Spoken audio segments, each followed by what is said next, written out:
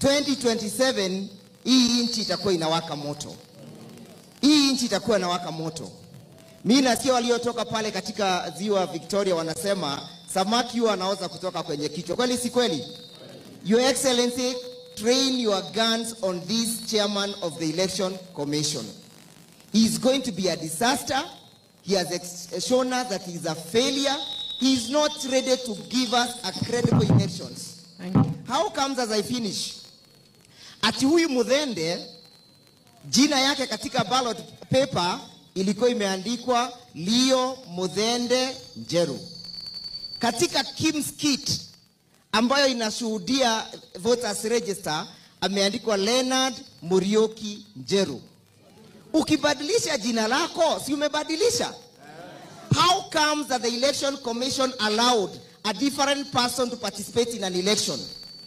I put a question to them whether Muthende is the same person as Leonard Muriuki Njeru. They are yet to answer. Lakini niwaambia nikimalizia, Wednesday ijayo ama hii wiki ijayo, the principals have instructed us. We are going to challenge those elections in court. His Excellency Kalonzo Musyoka with his brother Rigathi Gachagua, they have put together a team of competent lawyers. Na tunapozungumza hivi tunaandika hiyo matarajio, hiyo petition yetu tutaipeleka kotini liwe liwalo. Thank you.